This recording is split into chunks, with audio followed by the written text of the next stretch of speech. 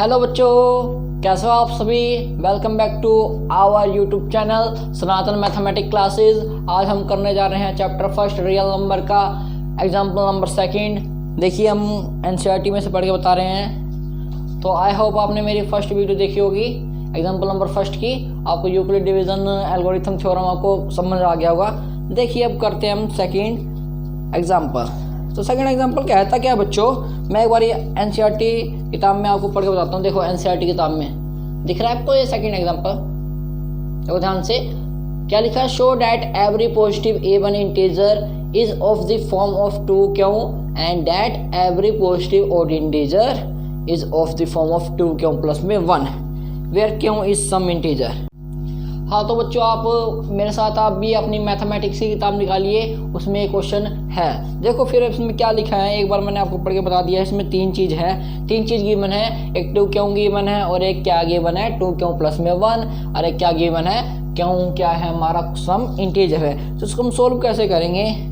सबसे पहले हम क्या करते हैं, यहाँ से हमें पता क्या लगाना है। इसको हम पहले यूक्लिड डिवीजन एल्गोरिथम की फॉर्म में लिख लेते हैं। लिखो बच्चों, इसको लिखो। ये जो इक्वेशन है 2 क्यों प्लस में 1, इसको हमें किस में लिखना है, यूक्लिड डिवीजन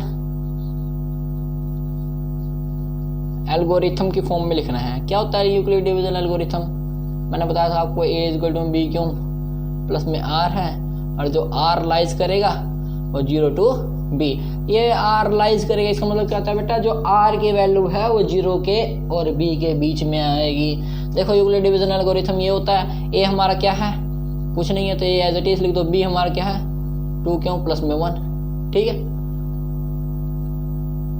फर्स्ट स्टेप में क्या है 2 क्यों, ठीक है। सेकंड ये हमने इसके लिए लिखा है, A क्या है यहाँ पे 2 क्यों। सेकंड स्टेप में क्या है 2 क्यों प्लस में 1 है, ठीक है।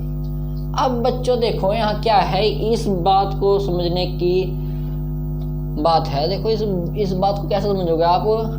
हेयर यहाँ से क्या पता लग रहा है बच्चों आपको, जो B है यहाँ से क्या पता लगा, जो B है B हमारा क्या आ रहा है 2।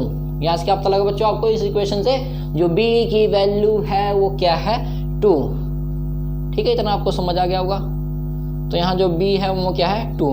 अब एक बात हमने यहाँ लिखी है, जो R लाइज, ये जो लिखी ना R लाइज बिटवीन, ये जो बात हमने लिखी है R lies between 0 to B। अब देखो इसका क्या मतलब होता है, R lies between 0 to B। अब बताओ बच्चों B क्या है हमारा, बोलो जल्दी जल्दी। B हमारा क्या है 2, B हमारा क्या है 2, ठीक है। अब इतना आपको समझ आ गया है, जो R है वो क्या होता है, R लाइज करता है 0 टू B के बीच में, ठीक है। डेट मीन्स जो R की वैल्यू होगी वो क्या क्या होगी, 0 हो सकती है 1 हो सकती है, इक्वल नहीं होगा ये। हाँ बच्चों ये इक्वल नहीं होगा, लेस देन। जो R की वैल्यू है वो लाई तो करेगी 0 से लेके B तक करेगी। कहाँ तक करेगी, B तक। डेट मीन्स हम जो B की वैल्यू है वो नहीं लेंगे, B से एक वैल्यू कम लेंगे, ठीक है।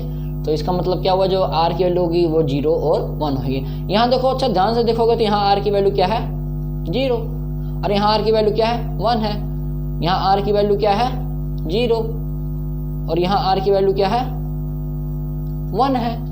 यहाँ R की वैल्यू क्या है बच्चों 1 है और यहाँ R की वैल्यू क्या है 0 है। तो हमने क्या करा, यहाँ पे पहले A कोई पॉजिटिव इंटीजर ले लिया, ठीक है। क्या ले लिया हमने, A कोई पॉजिटिव इंटीजर ले लिया। B हमें यहाँ से पता लग गया 2 है।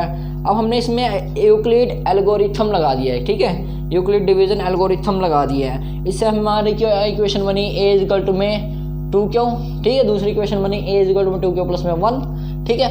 अब हमें यहाँ से पता लग गया B क्या है 2, तो हमने यहाँ क्या लिख दिया, जो R की वैल्यू है वो किसके बीच में लाई करेगी 0 और B के। तो यहाँ से हमें पता लग गया R रिमाइंडर क्या क्या आने वाला है यहाँ पे 0 और 1, ठीक है। इतना ही करा था।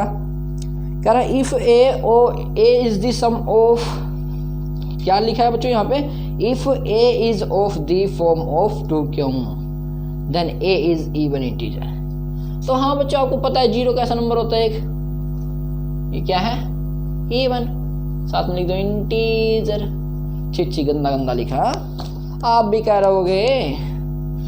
कह रहोगे कि मास्टर जी ने इतना गंदा लिख दिया है ना, कह तो रहे हो कि चलो मास्टर जी मास्टर जी ने आपकी बात मानी, ये मास्टर जी ने मिटा दिया, ये मास्टर जी ने रफ कर दिया।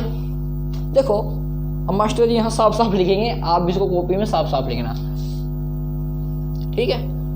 तो जब a = 2 क्यों प्लस में 0 था, तो जब r 0 था तो ये इक्वेशन बनी। डेट मीन्स 0 हमारा कैसा नंबर होता है, एक इवन नंबर होता है, ठीक है। हैंड राइटिंग क्या करें आप, मास्टर की हैंड राइटिंग तो थोड़ी ख़राब है, पर आप कंसेप्ट जरूर समझ आएंगे।